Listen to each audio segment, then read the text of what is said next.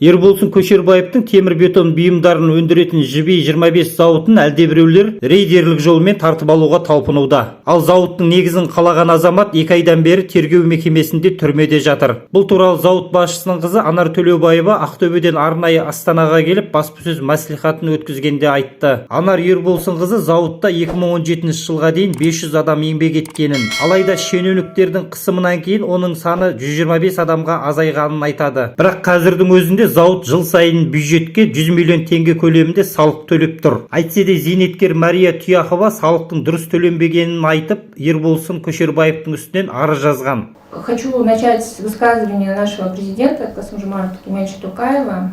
В слышащем государстве каждый гражданин должен чувствовать себя в безопасности и защищенным от любых проявлений самоуправства, самодурства и некомпетентности со стороны чиновников. От таких чиновников мы будем решительно избавляться.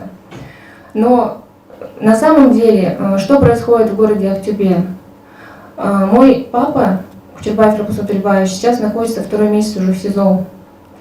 По надуманному, фиктивному заявлению несостоявшегося лжеучредителя Туяковой Марии Каврадиновны, которая сейчас находится на заслуженном отдыхе, то есть она пенсионер, но она занимала до пенсии должность директора различных банков второго уровня. Это Казкоммерцбанк, Тимирбанк, ныне Фортеобанк.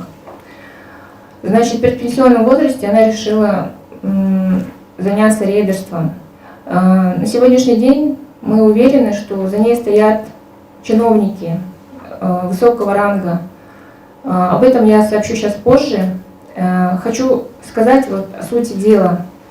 Почему он сейчас находится в СИЗО? 29 декабря 2021 года его приговорили к 5 годам лишения свободы с учетом амнистии, 2 годам 6 месяцев за якобы неуплату налогов. Директор, единственный учредитель, который работает с 1996 года бессменно, более 25 лет оплачивал налоги, а за 2014 год якобы не оплатил. Хотя по фактам имеется независимая экспертиза о том, что задолженности нет, наоборот, есть переплата. У меня в руках вот лицевой счет на сегодняшний день, вот 18 февраля 2022 года, УГД по Житомирскому району. Здесь все по нулям, и в конце есть вкладка, где все налоги, переплаты вот идут. Значит, по обязательным пенсионным взносам переплата 14 миллионов, по налоговым платежам 6 миллионов, то есть тут видно, предоставим ближе. Несмотря на факты того, что отсутствует задолженность и директор сейчас находится в СИЗО. Просто дайте небольшую хронологию, чтобы было понятно.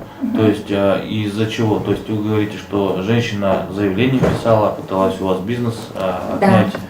Но там же участвует еще налоговая служба. С чего началось? Почему решили возбудить дело?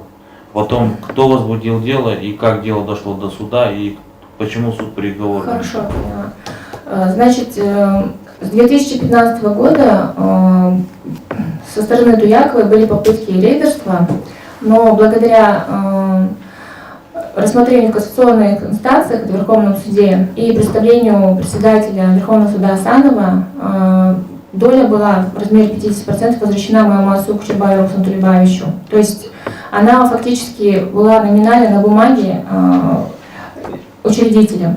Но несмотря на такие факты и имеющиеся постановления судов всех инстанций, вступивших в законную силу, ДЭР Актюбинской области, это Департамент экономических расследований, 1 мая 2020 года возбуждает уголовное дело по фактам неуплаты, это статья 345, часть 3, то есть это тяжелая статья, по которой якобы крупная сумма неуплаты. Но на самом деле на момент возбуждения по сегодняшний день никакой задолженности нету. Если бы была задолженность, завод бы не мог существовать, не мог бы выплачивать зарплату 125 людям, не мог бы своевременно оплачивать налоги.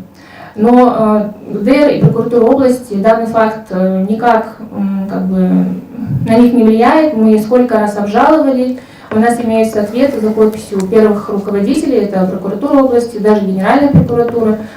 Скажите, у меня еще вопрос такой, но все-таки взыскание дополнительных налогов в виде 146 миллионов или 147 миллионов тенге, Да.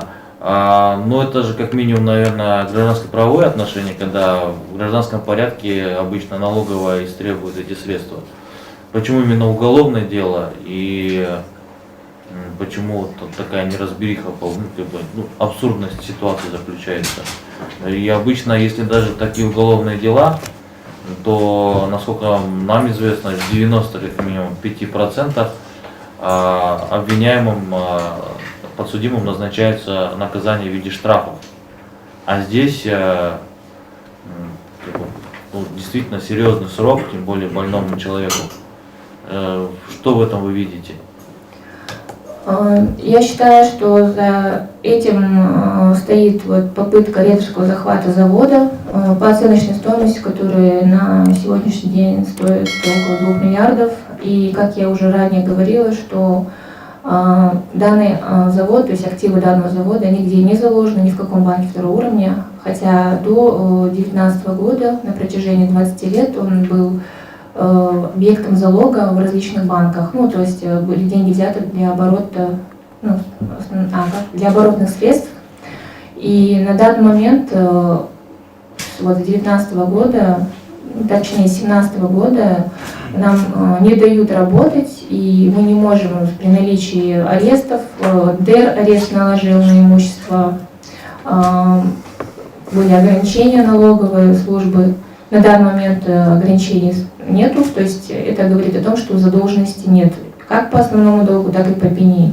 Но есть приговор, есть срок, который мой отец второй месяц уже отбывает, незаконно, и у которого сейчас иск как на физлице в размере 167 миллионов, который даже, допустим, если оплатить, во-первых, у нас есть справка, вот тоже сейчас предоставим, что налогоплательщик не отсутствует в городе Актюбе, Актюбинской области, мы относимся к Алмате.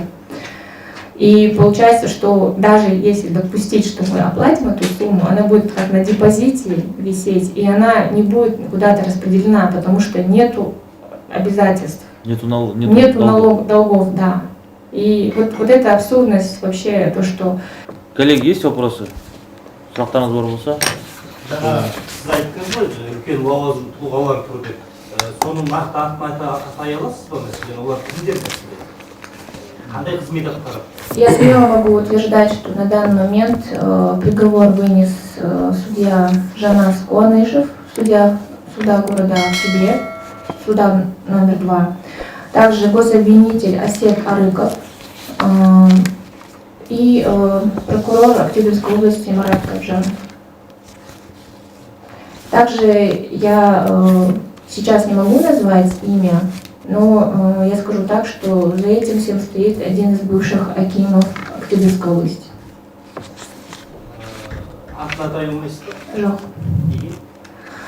Я считаю, что этим должны заниматься органы, которые уполномочены на выяснение. Мы неоднократно обращались с заявлениями, и я думаю, что если будет интересно и кто-то будет проводить журналистские расследования, я готова полностью предоставить информацию. Біздің естуімізше, қазір Қостанай облысының әкімі Архимед Мұхамбетов деп айтылады. Сол рас па? Ол сұраққа жауап бере алмаймын. Жақсы, рахмет. Өздеріңіз байқағандай, Анар Ерболсынқызы Архимед Мұхамбетовтің бұл іске қатысы барын растап немесе жоққа да шығармады. Соған қарағанда GB25 зауытын рейдерлік жолмен тартып алушылардың артында ақтөбелік азамат Архимед Бекежанұлы тұруы да мүмкін. Айтпақшы, зауыттың үстінен шағым түсірген Мария Тұяқова 2012 жылдың 20 қаңтар күні Ақтөбе облыстық мәслихатының депутаты болып сайланған екен. Ал 2011 жылдың 22 шілдесі күні аймаққа Архимед Мұхамбетов әкім болып тағайындалды. Арызданушы Мария Тұяқова сол кездегі аймақ басшысы арқылы облыстық мәслихаттың депутаты болды ма деген күдік бар. Сондай-ақ Мария Камрадинқызы аталған зауыттың үстінен 2018 жылдың тамыз айында сыбайлас жемқорлыққа қарсы іс-қимыл агенттігінің Ақтөбе облысы бойынша департамент басшысы Мирлан Мұхамбетовтың атына шағымданады. Бір қызығы Мирлан мен Архимед бір әке, бір шешеден туған. 90 ауыз сөздің тобықтай түйіні 100-ден астам адамды жұмыспен қамтып отырған Ерболсын Көшербаевты қамаудың астарында үлкен мән бар секілді. Өйткені жалпы құны 2 миллиард теңге болатын зауыт әлдекімдердің көз құрты болып тұр. Ендеше Анар Төлеубаеваның шағымына мемлекет басшысы Қасым-Жомарт Тоқаев назар аударып, істің әділ шешілуіне ықпал етеді деп сенеміз.